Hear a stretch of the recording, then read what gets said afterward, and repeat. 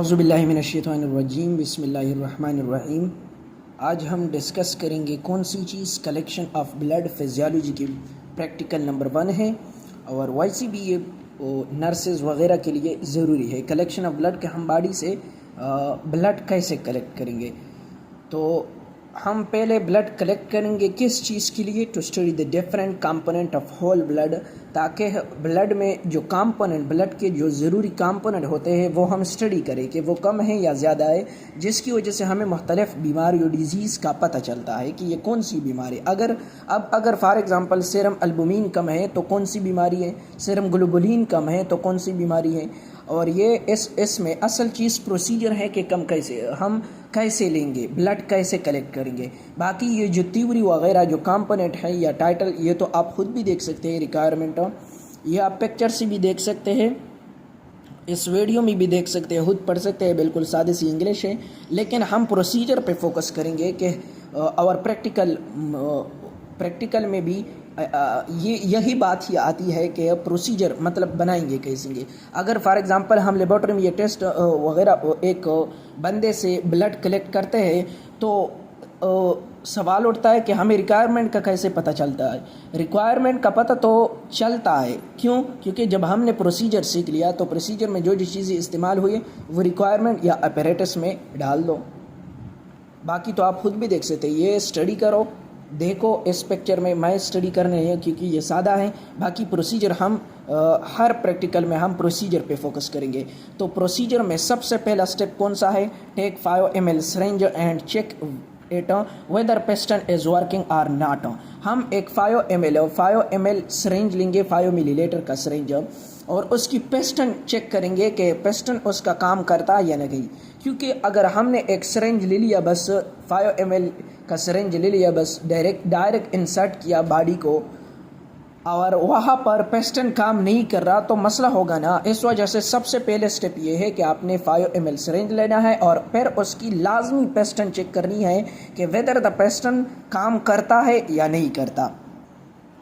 Second step कौन सा है? Ask the subject to sit in a chair with feet flat on the ground and back well supported. हम subject को कहेंगे, यहाँ सब्जेक्ट कौन होगा? हम जानवरों से तो ब्लड नहीं लेते ना, इंसान से लेते, ह्यूमन बीइंग से लेते। हम उस ह्यूमन बीइंग को जिससे हम ब्लड लेते हैं उसको कहेंगे कि आप चेयर पे बैठ जाए विथ फीट फ्लैट, मतलब फ्लैट, विद फीट फ्लैट, आपके जो पाँव हैं वो फ्लैट होने चाहिए ऑन द ग्राउंड पे, ज़मीन पे, एंड बैक वेल सपोर्टेड, और तकिया मतलब कुर्सी का जो तकिया होता है ना उस पर आराम के साथ, मतलब मुकम्मल सपोर्ट होनी चाहिए उस तकिए की। आपको टेक लगानी चाहिए, आपको क्या चीज़ करनी चाहिए? टेक लगानी चाहिए। सेकंड स्टेप ये है कि हम उसको ये कहेंगे। Third one, tie the tourniquet to the 4 arm and make the vein visible. हम टर्निक्वेट को बांधेंगे 4 आर्म पे। 4 आर्म पे हम, ये जो मेरा हाथ नज़र आता है ना, ये तो एक हाथ में मैंने मोबाइल, ये जो पेंसिल है, पेंसिल से ज़रा ऊपर साइड पे, इस पे हम टर्निक्वेट को बांध देंगे। वे ये इसको कहते हैं 4 आर्म कहते हैं। And make the vein visible, और जिस वेन से हम ब्लड लेते हैं उसको देखेंगे। जब हम टर्निक्वेट को बांधेंगे तो फ़ौरन वो जो मतलब खून होगा, ब्लड होगा, वो जंप होगा, तो हम उस वेन को तो वो वेन हमें अच्छी तरह दिखाई देगा। फोर्थ स्टेप है clean the area from where the blood is to be taken with alcohol swab. जिस एरिया से हम ब्लड लेना चाहते हैं या लेते हैं उस एरिया को हम अल्कोहल से साफ़ करेंगे। फोर्थ स्टेप है जिस एरिया से हम ब्लड लेते हैं उस एरिया को हम अल्कोहल से साफ़ करेंगे। फिफ्थ नंबर है palpate the when with finger. Palpate the when with finger, उस वेन को हम अपने फिंगर से मतलब क्या चीज़ कहते हैं, अटैच करेंगे। कौन सी चीज़? पल्पेट आप मानी देख ले, आपको पता चलेगा, लेकिन अभी मुझसे उसकी मुझे तो पता है लेकिन उर्दू में पता नहीं कि मैं कैसे आपको समझाऊँ। पल्पेट द वेन, अच्छा, उस वेन को पकड़ेंगे palpate the vein with finger. Sixth step पे है hold the syringe at 15 degree angle and insert the needle of the syringe in a cubital vein. Cubital when आप खुद देख सकते हैं ये क्यूबाइटल वेन कौन सी चीज़ है, लेकिन अभी मेरे हाथ में तो मोबाइल है। होल्ड द सिरेंज, हम सिरेंज को होल्ड करेंगे 15 डिग्री एंगल पे और नीडल को इंसर्ट यानी दाखिल करेंगे in a cubital vein. Cubital vein में 7 स्टेप पे drag the plunger of the syringe and take the blood. जो प्लंजर होता है सिरेंज का प्लंजर आपको तो पता है ना, ये वाला जो होता है ना ड्रैग द प्लंजर, हम उसको ड्रैग करेंगे, इसी को कहते हैं ड्रैग। आपने देखा होगा ये जो रोबोट वाली ड्रैग कहते हैं कि ड्रैग द स्लाइड, इसको कहते हैं ड्रैग। हम उस प्लंजर को ड्रैग करेंगे, सिरिंज की जो प्लंजर है उसको हम ड्रैग करेंगे, सक करेंगे एंड टेक द ब्लड, और ब्लड लेंगे। 8 number cotton is placed over the when, हम वेन पे काटन को रुई आई थिंक कहते हैं उर्दू में, रुई को हम वेन के ऊपर रख देंगे एंड रिमूव द सिरिंज, और सिरिंज को रिमूव करेंगे। ये है तरीका कलेक्शन ऑफ ब्लड का। लेकिन बाकी हम क्या करेंगे, सेकंड स्टेप पे है सेंट्रीफ्यूगेशन, फिर हम इसके बाद सेंट्रीफ्यूगेशन प्रोसेस करेंगे। सेंट्रीफ्यूगेशन प्रोसेस कैसे होगा, तो आप देख सकते हैं कि फर्स्ट स्टेप इसमें होगा remove the needle from syringe and drop the blood in a centrifuge tube to which anticoagulant were previously added in small amount. हम नीडल को सिरिंज से रिमूव करेंगे और जो सिरिंज में ब्लड होगा वो हम ड्रॉप यानी डाल देंगे एक सेंट्रीफ्यूज ट्यूब में। उस सेंट्रीफ्यूज में जिसमें हम ऑलरेडी एंटीकोगुलेंट स्मॉल अमाउंट में डाल चुके। फॉर एग्जांपल एक सेंट्रीफ्यूज ट्यूब है, पहले हमने उस स्मॉल अमाउंट ऑफ एंटीकोगुलेंट डाल दिया उस सेंट्रीफ्यूज ट्यूब में। ये जो सिरिंज का नीडल था वो हमने बाहर फेंक दिया और जो ब्लड था सिरिंज में वो हमने इस सेंट्रीफ्यूज ट्यूब में डाल दिया।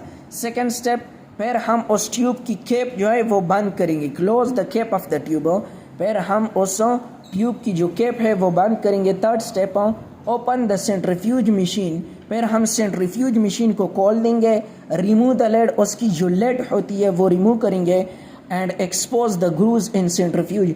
और सेंट्रीफ्यूज मशीन में जो ग्रूज होते हैं वो हमें एक्सपोज मतलब दिखाई देंगे।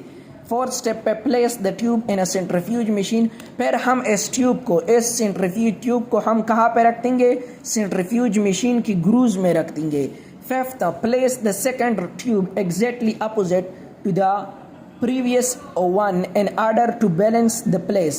एक गोल सर्कल होता है, एक पे तो हमने ये वाला सेंट्रीफ्यूज रख दिया, लेकिन उसके डायरेक्टली अपोजिट साइड पे हम एक मतलब खाली ट्यूब रखेंगे ताकि बैलेंस आ जाए और रोटेटिंग में आसानी हो।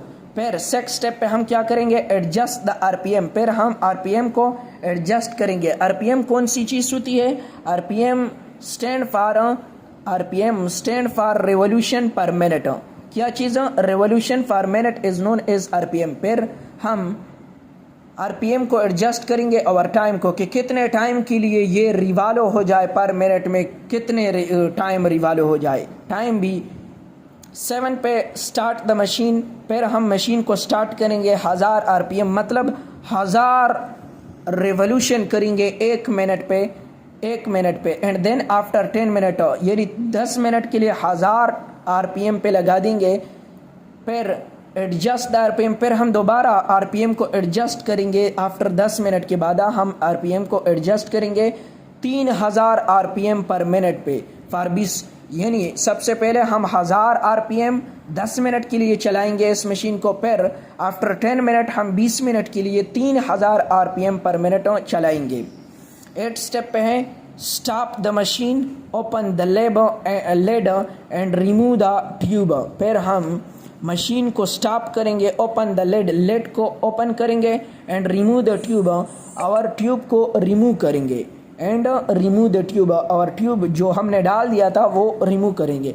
ऑब्जर्व द ट्यूब पर हम इस ट्यूब को देखेंगे for various component of whole blood, उसमें कंपोनेंट देखेंगे कि कौन से कंपोनेंट जो ज़रूरी है ब्लड में वो कम है, ज़्यादा है या नॉर्मल है। इससे हमें ये पता चलता है फॉर एग्ज़ाम्पल ब्लड में सेरम एल्बुमिन कम है तो कौन सी बीमारी है, सेरम ग्लोबुलिन कम है तो कौन सी बीमारी है, हम ये स्टडी करेंगे। ये जो इसकी प्रिकॉशन है मतलब एहतियात है, ये तो आप खुद भी देख सकते हैं। अल्लाह हाफ़िज़।